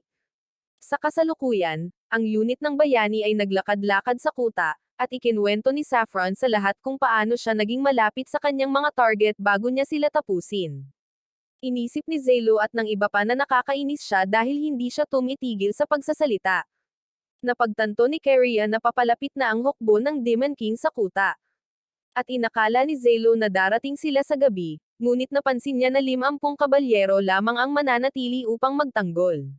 Alam niya na hindi ito sapat at binanggit na si Venzo ay nag-recruit ng mga bilanggo sa death row upang sumama sa kanila, ngunit ginamit ni Saffron ang kanyang pangangasiwa at napagtanto na ang Demon King ay nagpadala ng isang scout. Sinabihan siya ni Zelo na harapin ito, kaya kinuha niya ang kanyang tungkod at pinaslang niya ito sa isang putok. Ngunit sinabihan siya ni Yuda na may iba pang mga scout sa kakahuyan. Kaya't pinaputukan niya silang lahat habang si Yuda ang nagsilbing spotter niya. Sinabihan ni Zelo si Keria na huwag mag-alala tungkol sa kanila dahil hindi pa niya nakitang hindi natamon ni Saffron ang kanyang target, at sinabihan na dapat silang maglagay ng mga bitag habang ginagawa niya ito. Napagtanto niya na hindi sumuko si Zelo sa kabila ng sitwasyong ito at napansin niya na narinig niya kung paano siya sabik na gumawa ng pangalan para sa kanyang sarili na inilalagay niya sa panganib ang kanyang mga tauhan. Iniisip niya na maaaring galing ito sa isang maharlikang pamilya. Kaya isiniwalat niya na ang kanyang tiyuhin ang High Priest, na ikinamangha ni Zelo dahil alam niyang ito ang pinakamataas na ranggo sa templo. Sinabi sa kanya ni Saffron na napaslang na niya ang lahat ng kanyang mga target, ngunit sinabihan siya ni Zelo na maghintay kasama si Yuda habang naglalagay siya ng mga patibong kasama si Keria. Pagkatapos nito, bumalik sila sa kuta, at nakilala nila ang isang commander ng kabalyero na nagngangalang Hector na hindi makapaniwala na gustong manatili ni Keria kasama ang mga bayani, at sinabi niya na ipagdarasal niya ang kaligtasan nito. Binanggit ng Diyosa na si Pelmari na ipagdarasal din niya si Keria, ngunit sinabihan niya itong mag-ingat dahil alam niya na si Zelo ang Goddess Slayer. Sinabihan niya itong purihin siya sa pagtulong sa kanya na makumplito ang kanyang misyon. Kaya, tinapik ni Hector ang kanyang ulo at pinuri siya, ngunit sinabing oras na para umalis. Habang naglalakad sila palayo, tinanong ni Zelo si Keria tungkol sa kanila. Kaya, isiniwalat niya na si Hector ang pinuno ng Ninth Order at nakipagkasundo ito kay Pelmari. Nakakita sila ng mga pampasabog sa kuta, at sinabi ni Zelo kay Saffron ang tungkol sa plano. Kaya napagtanto niya na nasa isang mapanganib na mission sila. Nabanggit niya na gusto niyang pumaslang ng isang tao, ngunit narinig siya ng isang kabalyero na nagngangalang Zanjo at tinanong siya kung gusto niya bang masawi. Inilabas niya ang kanyang kutsilyo, kaya hinayla siya palayo ng kaibigan ni Zanjo, at tinanong ni Zelo si Saffron kung bakit niya gagawin iyon. Kaya ipinaliwanag niya na gusto lang niyang maglabas ng sama ng loob. Nagalit si Riza dahil palihim na lumabas si Zelo nang hindi sinasabi sa kanya. Kaya, binanggit ni Keria na katatapos lang nila ng kanilang misyon at binigyan siya ng mga berry na natagpuan nila sa kagubatan, ngunit galit pa rin siya dahil nagsaya sila nang wala siya at binanggit na nakita niya ang ulo ni Pelmari na tinapik ni Hector ng 7 beses, sinabi kay Zelo na hindi pa niya ito nagawa kahit isang beses sa kanya. Gusto niyang gawin ito para sa kanya, ngunit sinabihan niya siyang kalimutan na ito at binanggit na baka madaig sila ng hukbo ng Demon King. Isang kabalyero ang nagulat na may grupo ng mga estranghero na gustong makita si Zelo, kaya sinalubong niya sila sa gate at napagtanto niyang sila pala ang mga Manero na iniligtas niya. Nagboluntaryo sila para tulungan siyang dumpensa, at sinabihan niya silang bumalik sa kanilang mga pamilya, ngunit ipinaliwanag nila na hindi nila maaaring hayaang bumagsak ang kuta dahil kailangan ito ng kanilang nayon para sa pagkain at tirahan. Ayaw niyang isugal nila ang kanilang buhay, ngunit sinabihan sila ni Norman na dumating sila sa tamang oras at ipinaalala kay Zelo na kailangan nila ang lahat ng tulong na makukuha nila. Ipinaliwanag niya na matutulungan nila siyang makumplito ang kanyang mga ukit sa sagradong selyo, na makakatulong sa kanila na manalo sa labanan. At sinabihan niya sila na magsimulang magtrabaho kaagad. Pagkatapos nito, sinabi ni Zelo sa lahat ang tungkol sa kanilang plano at binanggit na isasara ni Tatsuya ang daanan sa ilalim ng lupa habang pinoprotektahan ni Saffron ang pinto sa likod gamit ang isang grupo ng mga kabalyero. Nagtataka siya kung bakit nawawala si Yuda. Kaya, inihayag ni Zelo na siya ay nasa isa pang misyon at binanggit na susuportahan ng mga Manero ang mga kabalyero mula sa likuran. Sinabihan niya ang lahat na mag-antay hanggat maaari at isiniwalat na plano niyang tapusin ang Demon King bago ito makarating sa kuta dahil sa palagay niya ay ito lamang ang paraan upang mailigtas ang lahat. Kinausap ni Zelo ang mga bilanggo na nasa death row, ngunit tumanggi silang makinig sa kanya dahil sa tingin nila ay ang mga bayani ang pinakamasama. Ngunit biglang pinaputukan ni Saffron ang isa sa kanila, at nagtaka ang pinuno kung bakit hindi siya pinaputukan ni Saffron. Kaya ipinaliwanag ni Saffron na ito ay dahil mukhang mas malakas siya kaysa sa iba. Ngunit nagalit si Zelo, sinabihan siyang huwag na itong ulitin, at inutusan niya itong gamutin ang mga sugat ng lalaki. Kinausap ni Zelo si Venzo, na nagpakita sa kanya ng isang sulat mula sa isang maharlikang pamilya at ipinaliwanag na gusto niyang humingi ng tulong sa kanila. Ngunit sinabihan siya ni Zelo na sunugin ito at tinanong siya tungkol sa mga mersenaryo. Kaya ipinaliwanag niya na hindi sila sasali maliban kung mababayaran sila. Sinabi ni Zelo na si Yuda ang bahala sa pera, ngunit iminungkahi na ipadala nila ang mga Manero dahil ayaw niyang masawi sila. Nabanggit ni Venzo na maaaring may mga sumasamba sa demonyo sa kanilang panig na nagtatangkang palikutin sila sa likod ng mga eksena, at hindi pinaniwalaan ni Zelo ang lahat ng sinasabi niya, ngunit inisip niya ang mga utos sa kanila ng commander at inamin na posible iyon. Sa gabi, Nakita ni Zelo na malayo pa ang Demon King, ngunit ang mga tagapagtaguyod nito ay sumusugod na sa kuta. Kaya, inutusan ni Norman ang mga Manero na atakihin sila. Nainis si Zelo dahil hindi niya sinusunod ang plano, at nagpatuloy ang mga halimaw sa pagsulong. Kaya, inutusan niya ang mga Manero na paganahin ang mga depensibong barikada, na siyang pumaslang sa mga nilalang na lumalapit. Pinuksan ni Saffron ang mga halimaw na sumusugod patungo sa likurang pinto, habang pinamumunuan ni Keria ang mga kabalyero habang pinapaligiran nila ang hukbo ng Demon King. At naisip ni Riza na maayos ang lahat, ngunit nagulat ang lahat nang makita ang mga taong nakikipagtulungan sa Demon King. Sinunog nila ang mga barikada, na nagbigay daan sa mga halimaw na makadaan. Habang pumapasok sila sa harap ng gate, nataranta ang mga kabalyero nang makita nila ang isa pang alon ng mga halimaw na papalapit. Kaya naisip ni Zelo na maaaring ito na ang katapusan nila. Napansin niya na ang mga taong kasama ng Demon King ay hindi apektado ng blight, na nangangahulugang pinili nilang kumampi sa mga demonyo, at sa palagay niya ay may mga demonyong maaaring makipag-ugnayan sa kanila. Sinabi sa kanya ni Riza na kahit masama sila, hindi niya kayang umatake ng mga tao dahil isa siyang Diyosa at alam na iyon ni Zelo. Kaya, kinontak niya si Keria at tinanong kung may alam ba siya tungkol sa kanila. Ipinahayag niya na wala rin siyang kaalam-alam, ngunit sa palagay niya ay galing sila sa pribadong hukbo ng isang maharlikang pamilya dahil bihasa sila sa horseback archery. Nagsimula silang umatras, at napansin niya na hindi niya sila mahabol dahil sa kanyang mabigat na baluti. Ngunit nakita ni Zelo na patungo sila sa daanan sa ilalim ng lupa. Nakita natin sina Venzo at Tatsuya sa loob, ngunit natarante si Venzo nang marinig niya ang mga halimaw na papalapit. Kaya, tiniyak sa kanya ni Saffron na magiging maayos siya dahil kasama niya si Tatsuya. Sinabihan nila si Norman na umatras dahil hindi magtatagal ang front gate, ngunit tumanggi siya dahil sa palagay niya ay kailangang manatili ang hari upang hikayatin ang kanyang mga tauhan. Inutusan niya ang mga Manero na magpaputok ng mga sacred seal cannon, na nagpasabog sa mga halimaw, ngunit ang ilan sa kanila ay nakalusot, at sinabi ng foreman na kailangan nila ng oras para mag-reload. Napagtanto nilang malapit na silang abutan ng mga demonyo. Kaya, sinabi ni Norman kay Zelo na kailangan niyang hanapin ang Demon King. Sinabi ni Zelo kay Riza na haharapin niya ang sinumang taong makakasalubong nila. Ngunit napansin ni Riza na lagi niyang inilalagay sa panganib ang kanyang sarili. Habang sinasabihan siyang manatiling ligtas, binanggit niya na maaari nila siyang ibalik kung siya ay masawi. Ngunit naisip ni Riza na kahit hindi posible, lalaban pa rin siya dahil nakakahanap siya ng layunin sa pamumuhay para sa iba. Nakita ni Zelo ang Demon King sa huli, kaya sinabi niya sa kanya na oras na para magseryoso, at napansin niya na dapat nilang gampanan ang kanilang tungkulin bilang bayani at Diyosa. Nakita ng mga kalaban sina Tatsuya at ang iba pa, na ikinabahala ng mga kabalyero dahil mas kaunti sila sa bilang. Ngunit sumigaw si Tatsuya, na agad na napaslang ang isa sa mga kalaban, at sinimulan niya silang tapusin.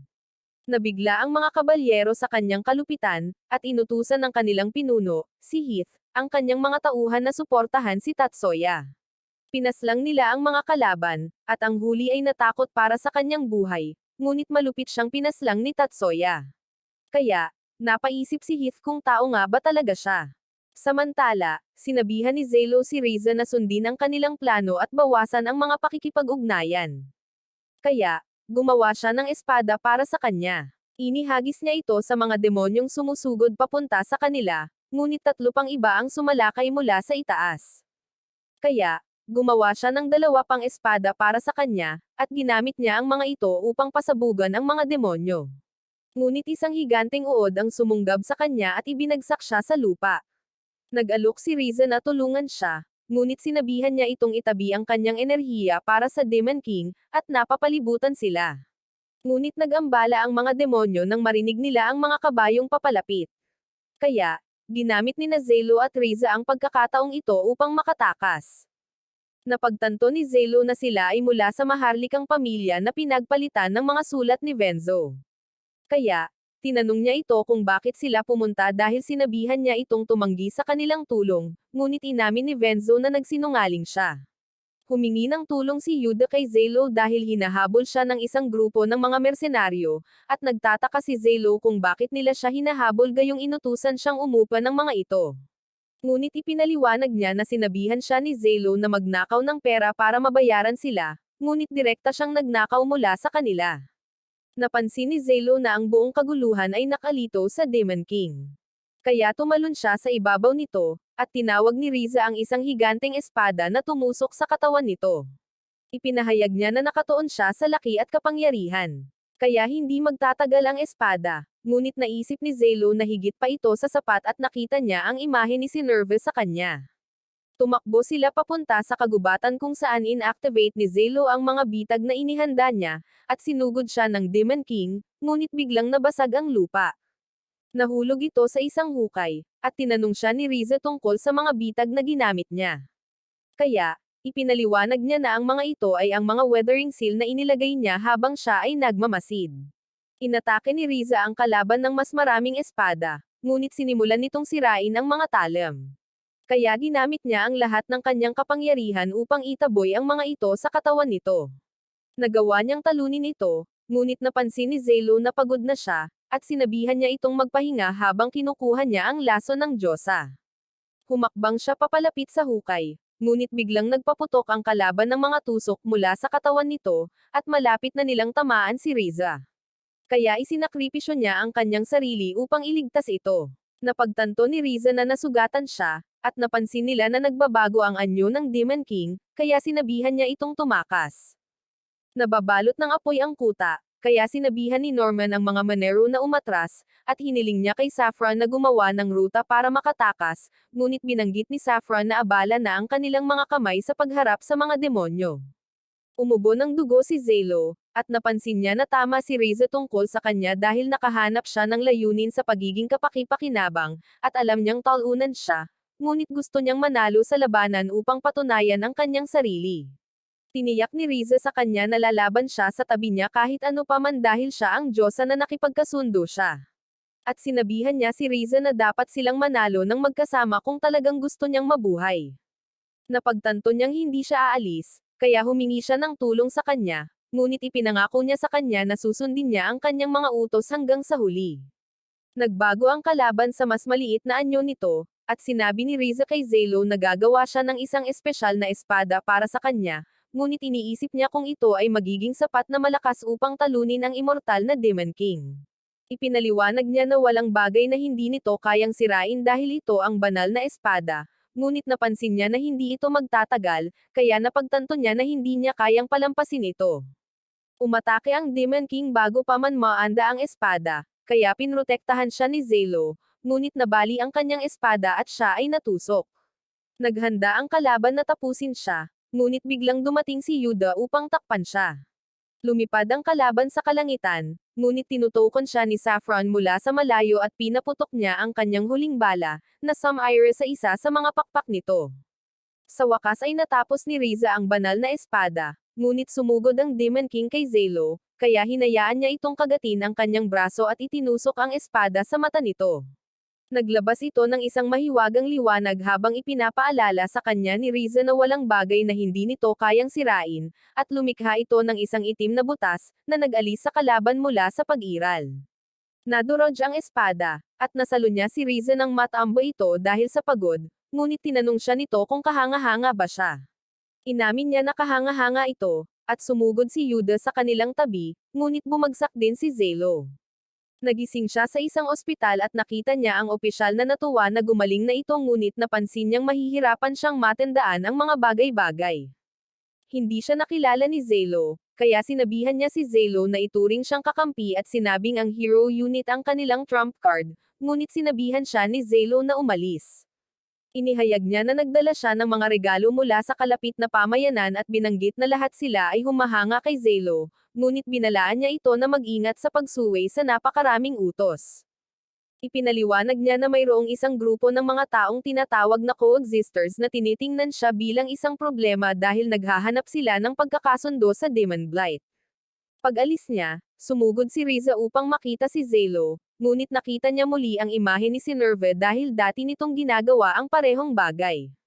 Napansin ni Riza ang ekspresyon ng mukha nito at nag-alala siya na baka hindi na siya nito maalala, ngunit tinapik niya ang ulo nito, sinasabing hindi niya ito makakalimutan.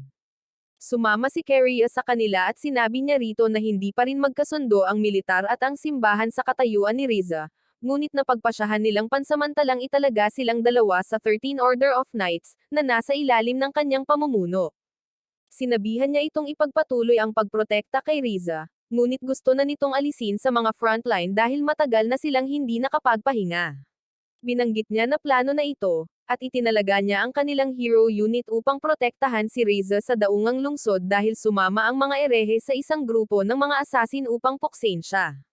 Nagsimulang mag-relax sina Riza at Zelo, ngunit isang lalaking nagngangalang Jiro ang nagsabi kay Zelo na binibilang lamang niya ang huling Demon King na natalo ni Zelo, dahil nakatanggap siya ng tulong mula kina Yuda at Norman noong nakalaban niya ang unang dalawa.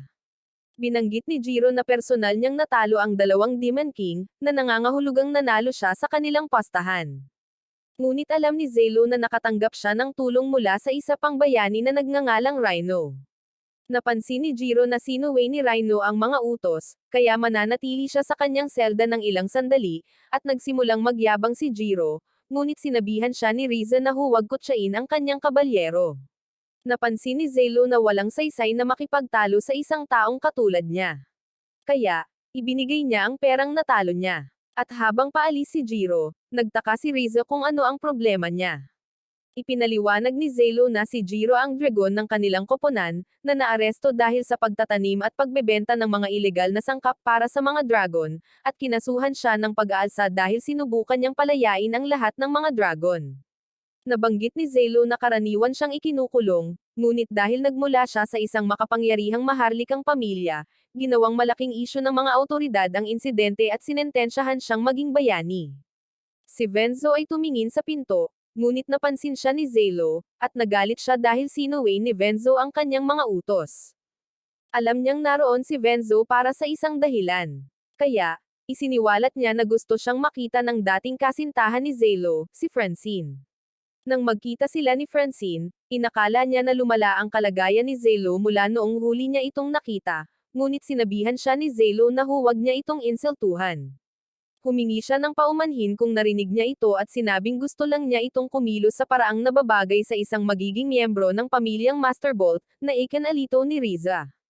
Tinanong niya ang tungkol sa uri ng kanilang relasyon, kaya ipinaalala ni Zelo sa kanya na si Francine ang kanyang dating kasintahan, ngunit isiniwalat ni Francine na gusto pa rin niya itong pakasalan. Sinabi ni Zelo sa kanya na hindi man lang siya itinuturing na tao dahil isa siyang bayani, kaya hindi posible ang kanilang kasal. At binanggit ni Riza na inialay niya ang kanyang buhay sa kanya bilang kanyang kabalyero. Ipinaliwanag ni Francine na plano niyang mapatawad siya at sinabing gusto niyang manatili sa lungsod dahil kailangan niyang mahanap ang Demon Blight. Binanggit niya na siya at ang mga pinuno ng Night God Chief ay nasubaybayan ang Demon Blight, ngunit ilang araw na ang nakalipas, nawala ang mga demonyo malapit sa bayan. Isiniwalat niya na ang Demon King Spriggan ay nagbalat kayo bilang isang tao, at binanggit ni Zelo na ito ay isang pambihirang kakayahan kahit sa mga Demon King, ngunit sinabihan niya itong mag-ingat dahil maaaring nasa lungsod na ito. Habang naghahanda siyang umalis, tinanong niya ito kung sino ang nag-eespiya sa kanila mula sa likod ng pader. Kaya, lumabas si Keria mula sa kanyang pinagtataguan. Isiniwalat niya na siya ang kanilang supervisor, kaya kailangan niyang subaybayan ang lahat ng kanilang mga interaksyon, ngunit alam ni Francine na nagsisinungaling siya, kaya sinabihan niya itong maghanap ng mas magandang dahilan. Kinabukasan, lumabas sila sa lungsod, na ikinatuwa ni Riza dahil sa palagay niya ay magsasaya sila. Sinabi ni Zelo sa kanya na kailangan nilang mahuli ang mga taong humahabol sa kanya, at sinabing hindi niya dapat banggitin ang banal na espada kahit kanino dahil mas pahihirapan nito ang kanilang buhay. Nag-alok si Keria na maging bodyguard ni Riza, ngunit napagtanto ni Zelo na kailangan nila ng isa pang tao.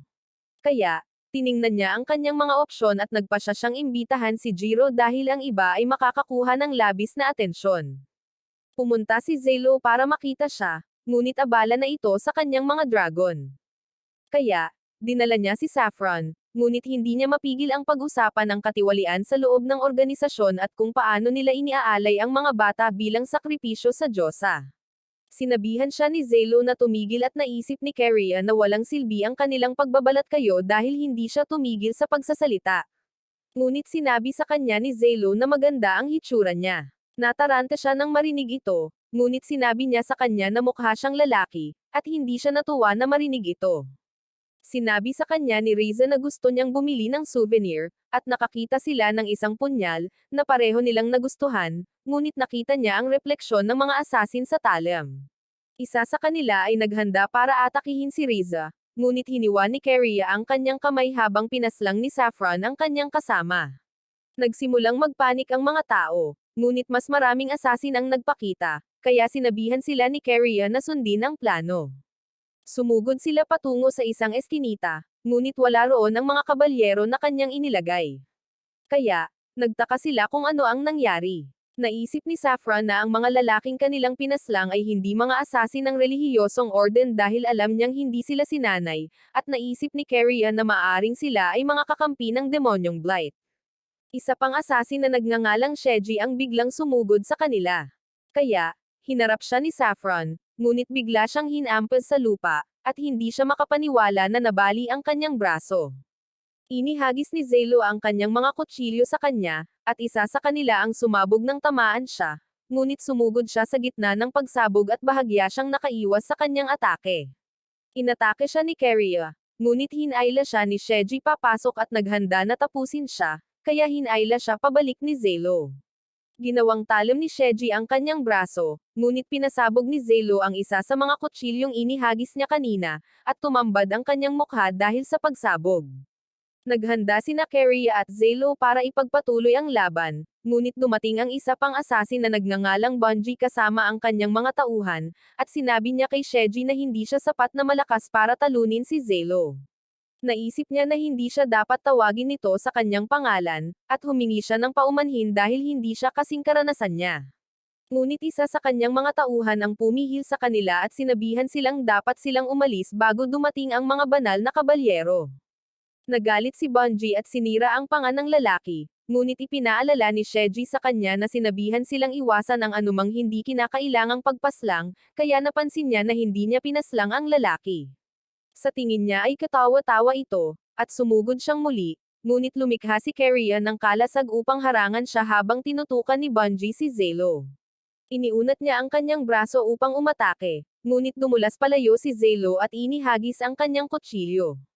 Itinaas ni Bungie ang sahig upang harangan ito, at pareho nilang pinuri ang mga kasanayan ng isa't isa, ngunit sinabihan ni Sheji si Bungie na huwag makipag-usap sa kanilang kaaway, at nakilala siya ni Saffron bilang isang sikat na adventurer. Nag-alok si Riza ng tulong, ngunit sinabihan siya ni Zelo na huwag makialam dahil alam niyang masakit para sa isang diyosa na manakit ng tao. Naramdaman nila na may papalapit, at ito ay si Jiro, na sumunog sa mga asasin gamit ang apoy ng dragon. Sinabihan niya si Zelo na magpasalamat sa kanyang dragon na si Nelly, ngunit lumakad si Bungie sa apoy at hindi makapaniwala si Zelo na buhay pa ito. Nagsimulang magbago ang kanyang anyo, at napansin niya na wala siyang sapat na dugo, kaya nagpasya siyang umatras. Pagkatapos niyang mawala, napansin ni Riza na maaaring siya si Spriggan dahil kaunti lang ang kanyang pag-aalinlangan nang maisip niyang atakihin siya. Nagpatawag si Keria ng isang pulong upang talakayin ang sitwasyon, at napansin niya na kahit na nagawa nilang talunin ang mga asasin, ang kanyang pangkat na nakadestino sa eskinita ay nullipol, kaya sa palagay niya ay may isang especially iya sa kanila. Naisip ng mga kabalyero na dapat nilang limitahan ang pagbabahagi ng impormasyon sa mga taong pinagkakatiwalaan nila. Ngunit iniisip ni Zelo na walang saysay ito dahil hindi sila maaaring magtiwala sa sinuman, kasama na ang mga tao sa silid na iyon. Sa palagay niya ay dapat nilang tawagan ang ika-12 order ng mga banal na kabalyero para sa investigasyon dahil dalubhasa sila sa katalinuhan. Ngunit iniisip ni Heath na si Zelo ang pinakakahina-hinalang tao sa silid at napansin na ang ika-12 order ay hindi nagpapakita ng sarili sa publiko. Hiningi ni Keria ang opinyon ng kanyang tiyuhin na si Marion, at sumang-ayon siya na hindi sila maaaring magtiwala sa sinuman, ngunit sa palagay niya ay hindi rin matalino na tawagan ang ika-12 order. Tinanong niya si Keria kung ano ang nakuha niya mula sa mga bilanggo, ngunit napansin niya na ang mga nahuli ng buhay ay mga adventurer pala na walang anumang kapaki-pakinabang na maibabahagi. Nadismaya siya na hindi nila nahuli ang sinuman sa mga tunay na asasin, at naisip ni Marion na hindi niya dapat ito personal na ipagwalang bahala dahil hindi nito mapapabuti ang kanilang sitwasyon. Ginambala sila ni Zelo at sinabing ang ideya niya ang pinakaangkop para sa kasalukuyang kaso, sinabing hindi siya maglalakas loob na gambolain ang isang lalaking kasing taas ni Marion kung hindi siya sigurado dito. Humanga si Marion sa kanyang direkta ngunit magalang na tono, kaya nagpa siya siyang makinig dito, at sinabi ni Zelo na dapat nilang simulan sa pamamagitan ng pagsisiyasat sa guild ng mga adventurer. Nagpa siya silang sundin ang kanyang plano, at nalaman nila ang tungkol sa isang lalaking nagngangalang Cedric na namamahala sa guild at sa nakapalibot na bayan. Naghanda si Zelo na umalis, ngunit nakasalubong niya si Venzo, na nagtaka kung maayos ba ang lahat. Kaya tiniyak sa kanya ni Zelo na maayos ang lahat, at humingi siya ng tulong sa kanya upang bumuo ng isang koponan. Samantala, nakipagkita si Cedric kina Sheji at Bungie, at hindi siya makapaniwalang nabigo sila. Ipinaliwanag ni Sheji na hindi niya kasalanan dahil hindi kasama si Jiro sa plano at hindi siya binigyan ng tamang impormasyon tungkol sa lakas ng mga bayani. Tumanggi siyang makipagtulungan kay Bungie dahil baguhan pa lamang ito, ngunit sinabi sa kanya ni Cedric na ang lakas nito ay nakakabaliw at sinabing dapat niya itong turuan kung paano maging isang propesyonal. Sa tingin niya ay pipigilan lang siya nito, at humingi siya ng dagdag na sweldo. Ngunit ipinaalala ni Cedric sa kanya na wala na siya sa militar, kaya hindi siya mababayaran kung mabibigo siyang muli sa kanyang misyon. Umalis siya dala ang kanyang pera, ngunit sinabing kakailanganin niya ng 3 beses ang halagang iyon dahil kukuha siya ng sarili niyang grupo ng mga eksperto. Kinabukasan, tumungo si Zelo sa cafeteria kung saan niya nakita sina Yuda at Jiro sa iisang mesa. Nagtaka siya kung bakit maagang nagising si Jiro, kaya isiniwalat niya na nagseselo si Nelly dahil nakita niya ito kasama ang ibang dragon. Sinabi ni Zelo kay Yuda na kailangan niya itong gawin, ngunit hindi niya ito maiparinag kay Riza, kaya napagtanto ni Yuda na ito ay isang mahirap na misyon. Sinabihan siya ni Zelo na pasukin ang guild ng mga adventurer, ngunit nagtataka si Yuda kung bakit hindi niya ginagamit si Rhino dahil dati siyang adventurer. Isiniwalat ni Zelo na nakakulong siya at iniisip na masyado siyang hindi mahuhulaan para sa gawain, ngunit nagboluntaryo si Jiro na pumalit kay Yuda. Napansin niya na wala na siyang ibang magagawa, ngunit ipinaliwanag ni Zelo na kailangan niya ang mga kasanayan ni Yuda, kaya nag-aatubili si Yuda na gawin ito. Isinama siya ni Zelo upang makatagpo si Keria, na sinubukang pahangin si Zelo sa kanyang damit dahil sa palagay niya ay panlalaki ang huling pagbabalat kayo nito. Sinabi sa kanya ni Zelo na mukha siyang isang marangal na babae na maraming manliligaw, na ikinagulat niya. Ngunit itinago niya ang kanyang nararamdaman at sinabi sa kanya na hindi siya makakapabor sa kanya sa pamamagitan ng pambabala. Sinubukan nilang alamin ang kanilang kwento sa pabalat, ngunit hindi nagustuhan ni Yuda ang kanilang mga ideya sa pangangaso ng mga demonyo or pagpuksa ng mga bandido. Sa palagay niya ay dapat nilang sundin ang kwento na si Keria ay isang may asawang maharlikang babae at si Zelo ang kanyang kasintahan, kaya kailangan nila ng isang tao upang tapusin ang kanyang asawa. Sa isang flashback, nakita natin ang araw na nilitis si Yuda dahil sa pagtatangkang tumakas mula sa piitan at magnakaw ng isang dragon, ngunit nagtataka siya kung bakit siya lamang ang nililites. Nabanggit niya na ang unang prinsipe ng Federated Kingdom ay humingi ng tulong sa kanya upang makatakas dahil nakakulong siya sa kastilyo at ang maharlikang pamilya ay kumikilos ng kakaiba. Ipinaliwanag ni Yuda na kailangan niyang iligtas ang prinsipe dahil gusto niyang tulungan ang mga taong mas mahina kaysa sa kanya. Ngunit tumanggi ang korte na maniwala sa kanya, at nais nila siyang sentensyahan ng kasawian. Ngunit nakatanggap sila ng isang kahilingan mula sa Central Noble Alliance at nagpa siya na bigyan siya ng parusa bilang bayani. Sa kasalukuyan, sina Zelo at Keria ay naglalakad patungo sa Adventurers Guild, ngunit napansin nila na ang lungsod ay nasa mahinang kondisyon at ang mga tao ay gumagamit ng bawal na gamot. Nagtataka si Zelo kung bakit siya sumali sa militar gayong kabilang siya sa isang maharlikang pamilya. Kaya, ipinaliwanag niya na ang kanyang mga magulang ay mga tiwaling pari at gusto niyang magtayo ng isang bagay para sa kanyang sarili sa labas ng kanilang anino. Ipinakita niya sa kanya ang espadang ibinigay sa kanya ng kanyang tiyuhin at ipinaliwanag na nagpapasalamat siya sa kanya dahil sinuportahan siya nito noong sumali siya sa militar. Tinanong niya ito tungkol sa relasyon nito kay Francine, ngunit pinutol sila ni Yuda sa kanyang ulat tungkol sa guild at sinabing mayroong humigit kumulang 20 gwardya. Nakakita rin siya ng isang grupo ng mga bata na mukhang mga sinanay na asasin. Kaya nabanggit ni Zelo na may mga tsismis na tumatanggap ang guild ng mga ulila at sinasanay sila upang maging mga tapat na sundalo. Pinag-usapan ni Yuda ang kanilang plano na habang lumilikha ng kaguluhan sina Zelo at Keria, tatakas siya kasama si Cedric. Ngunit nalaman ni Cedric ang tungkol sa kanilang pagdating, kaya sinabihan niya ang lahat na siguraduhing hindi sila aalis ng buhay. Sa Adventurers Guild, sinabi ni Keria sa receptionist na kailangan niya ng isang malakas na assassin para tapusin ang kanyang asawa dahil gusto niyang tumakas kasama ang kanyang kasintahan. Narinig ng lahat ang kanyang kahilingan, at hindi siya pinagkakatiwalaan ng receptionist, kaya napaisip siya kung may referensya si Keria. Sinubukan siyang kumbansihin ni Zelo na tanggapin ang kanilang kahilingan, ngunit hindi ito gumana, at napagtanto nilang hindi siya naniniwala sa kanilang kwento. Naisip niya na dapat silang magdulot ng kaguluhan upang magambala ang lahat, ngunit biglang dumating si Francine kasama ang kanyang mga gwardya at nag-alok na pag-usapan ang kanilang kahilingan sa isang pribadong silid. Sinabi niya sa kanila na sinabotahin nila ang kanyang plano na makuha ang tiwala ni Cedric at sinabing arestuhin sana sila kung hindi niya sila iniligtas, ngunit sinabi ni Zelo na kontrolado na nila ang mga bagay-bagay.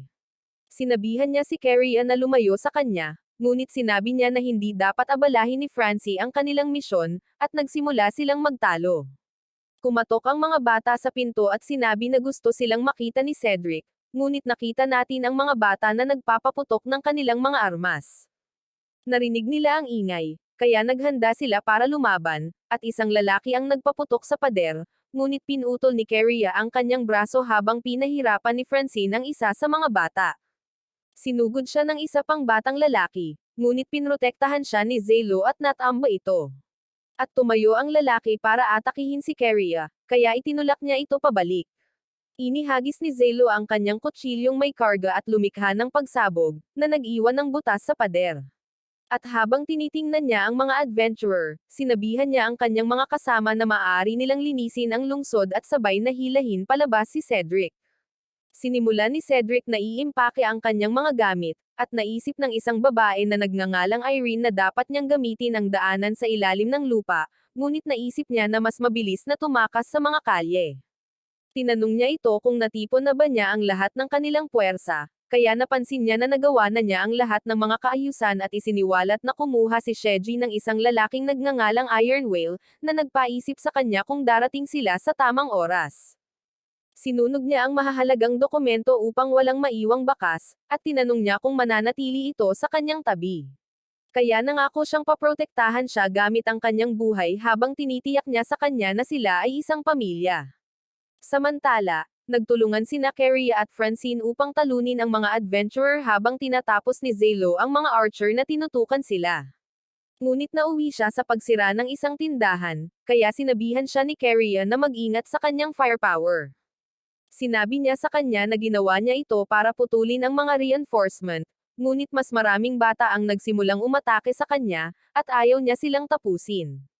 Tinulungan siya ni Francine at sinabi sa kanya na hindi sila isang banta hanggat nag-iingat siya sa mga umaatake mula sa ibaba. Ginamit ni Francine ang kanyang Violet Lightning Seal para desarmahan ang isang batang lalaki at tinanong si Zelo tungkol sa kanilang susunod na hakbang. Kaya sinabi niya na dapat silang magkalat ng kaguluhan para maakit si Cedric palabas, ngunit hindi niya nagustuhan ang plano nito.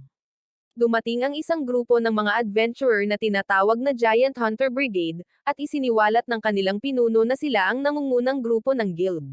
Ngunit hindi pa sila naririnig ng grupo ni Zelo, kaya nagalit ang kanilang pinuno. Ginamit nila ang kanilang mga lightning staff para atakihin si Zelo at ang iba pa, ngunit hindi sila sanay pumontirya, at iniwan niya sina Keria at Francine para harapin sila habang hinahanap niya si Cedric. Isang lalaking nakapwesto sa bubong ang nagsimulang paputukan siya, kaya pinasabog niya ang kanyang machine gun gamit ang isang naka-charge na kutsilyo at tumalon mula sa gusali. Natamba siya sa pinuno ng mga ngaso, at sinabihan ni Keria ang lahat na ihulog ang kanilang mga armas kung talagang nagmamalasakit sila sa kanilang bayan, ngunit biglang dumating ang isang troll at sinimulan nitong ihagis ang mga troso kay Zelo at sa iba pa. Naisip ng Hunter Brigade na magandang pagkakataon ito para umatake, at naghanda si Zelo na harapin sila, ngunit dumating sina Riza at ang iba pa upang suportahan siya. Naisip niya na ang sitwasyon ni Cedric ay parusa niya sa pag-iwan sa kanya, ngunit napansin niya na isa siyang dakilang diyosa, kaya ililigtas pa rin niya ito. Pumuslit na dumaan si Cedric sa mga eskinita, at sinabihan niya si Irene na hindi niya hahayaang pukawin nila siya dahil ang pinakamahalagang bagay para sa kanya ay ang ligtas na pagtakas. Sinabihan ni Norman ang lahat na sumuko, ngunit hindi nila siya pinakinggan, kaya sinimulan niya silang pasabugan. Gumanti sila gamit ang kanilang mga palaso, ngunit hinaranggan silang lahat ni Tatsuya at pinaslang ang mga archer. Napansin ni Jiro ang paparating na mga kabalyero, kaya kumuha siya ng bomba at inihagis ito sa ere upang bulagin sila, at naisip nilang umatras. Bigla siyang lumabas mula sa usok at pinaslang sila, ngunit pinalaya niya ang kanilang mga kabayo dahil alam niyang inosente sila. Nagpumiglas sina Zelo at ang iba pa laban sa troll, ngunit sinabihan siya ni Carrion na umalis habang pinipigilan nila ito, at nagawa niyang atakihin ang ulo nito. Pumunta siya kay Riza, na inakala niyang sa wakas ay napagtanto na niya kung gaano siya kahalaga, kaya inamin niya na totoo ito at hinagisan niya ng kutsilyo ang troll. Sinabihan ni Heath si Carrion na manatili habang hinahagis ni Riza ang hindi mabilang na mga espada sa troll, ngunit nakaligtas ito sa pag-atake. Kaya gumawa siya ng espada para kay Zelo, at inihagis niya ito pagkatapos itong salakayin, na ikinasawi nito sa isang malakas na pagsabog. Nagpasalamat siya kay Riza sa pagliligtas sa kanila, ngunit sa palagay niya ay hindi pa ito sapat at sinabihan siyang kailangan niya itong purihin, kaya tinapik niya ang ulo nito at sinabihan siyang kahanga-hanga ito. Nagulat ang lahat nang makitang natalo ang troll, at sinabihan sila ni Norman na ibaba ang kanilang mga armas, kaya sumuko sila dahil sa takot. Nalungkot si Cedric nang makitang winasak ang kanyang bayan ng ninuno, ngunit habang abala siya sa pagtingin sa usok, nahiwalay siya kay Irene, na nagbigay daan kay Yuda na maabutan siya. Pinagmasdan ni Sheji at Bungie ang sitwasyon mula sa malayo, at naisip niya na maaaring nasawi na si Cedric, na ikinabahala ng Iron Whale, na binanggit na hindi siya magtatrabaho ng walang bayad. Tinanong ni Sheji si Bungie kung ano ang susunod niyang gagawin, kaya sinabi niya na ililigtas niya si Cedric dahil pakiramdam niya ay may utang siya sa kanya, ngunit gusto lang ni Sheji na kumuha ng pera mula sa guild at makatakas. Nakatanggap siya ng mensahe at sinabi sa kanila na iiwan niya si Cedric dahil mayroon siyang mga bagong order, ngunit sinabi niya na mayroon siyang trabaho para sa kanila kung interesado sila. Biglang nagpakita ang mga halimaw, ngunit sinabi niya sa kanila na huwag maging walang galang, at pinaslang niya ang isa sa kanila. Nagtaka ang kanyang mga kasama kung sino talaga siya, kaya isiniwalat niya na isa siyang demonyo at nangakong babayaran sila kung tatanggapin nila ang kanyang alok. Nagpa siya ang Iron Whale na magtrabaho para sa kanya. Ngunit ayaw ni Sheji na ipagkanulo ang sangkatauhan, kaya nagbanta siya na tatapusin siya kung hindi siya sasali sa kanya. Ipinaalala niya sa kanya na tinuruan sila ni Cedric na laging protektahan muna ang kanilang mga interes, kaya atubili niyang tinanggap ang alok nito, at sinabi niya sa kanila na kailangan nilang alisin ang lahat ng ebidensya na nag-uugnay sa kanila kay Cedric. Sa guild, inutusan ni Norman ang mga adventurer habang banihag ng iba si Cedric, kaya sinabihan siya ni Riza na magsisi sa kanyang mga kasalanan. Gusto nilang sabihin niya sa kanila ang lahat, kaya binanggit niya na inutusan siyang tapusin sila, ngunit wala siyang anumang impormasyon tungkol sa kanyang kliyente. Inisip ni Riza na problema ito, ngunit sinabihan siya ni Zelo na hindi siya dapat magtiwala sa mga tao ng ganoon kadali at nagbanta na ibibigay si Cedric sa mga banal na kabalyero kung hindi niya sasabihin sa kanila ang lahat. Pumayag siya sa kondisyon na hahayaan nila ang kanyang pamilya, at nangako si Zelo na hindi sila sasaktan. Kaya isiniwalat ni Cedric na ang kanilang misyon ay alisin si Riza. Binanggit niya na sila ay kinuha ng isang coexister, at isiniwalat na mga 10 araw na ang nakalipas ay napilitan siyang makipagkasundo sa isang lalaking nakamaskara na nagbanta na tatapusin siya kung hindi siya makikipagtulungan. Isiniwalat niya na 3 beses siyang nakipagkita sa mga tagapamagitan, at nagalit si Zelo dahil pinagtaksilan niya ang sangkatauhan, ngunit ipinaliwanag niya na ginawa lamang niya ito para protektahan ang kanyang pamilya.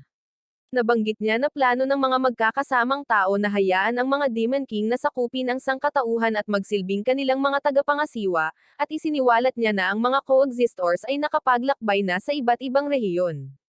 Sinabihan siya ni Zelo na bigyan sila ng mas kapaki-pakinabang na impormasyon kung hindi ay hindi niya matutupad ang kanyang bahagi sa kasunduan, kaya sinabi sa kanya ni Cedric na ang lalaking nakamaskara ay si Maino. Binanggit ni Keria na Maino ay ang pangalan ng isang santo na pinuno ng templo noong unang digmaan ng pagsupil. Ngunit habang naaalala niya si Maino, bigla silang inatake. Nakatakas si Cedric, ngunit malapit nang gumuho ang gusali, kaya sinabihan ni Zelo ang lahat na tumakas. Patuloy na pinaputok ng Iron Whale ang kanyang canyon, na nagpasiklab sa lahat, at nakatakas si Cedric sa pamamagitan ng isang pinto ng patibong. Binanggit ni Norman na may mga artilleria ang kalaban, kaya kailangan nilang palayain si Rhino. Nakarating si Cedric sa mga tunnel, at nakita niya si Irene, na natuwa na buhay pa ito, ngunit tinanong niya ito tungkol sa iba, kaya sinabi niya sa kanya na maayos ang mga ito. Inisip niya kung may sinabi ba ito sa mga bayani, kaya napansin niya na binigyan niya sila ng impormasyon, ngunit wala siyang ibinunyag na anumang mahalaga. Bigla niya itong inatake, at lumabas na siya ay si Spriggan, kaya inisip niya kung ano ang nangyari sa tunay na Irene.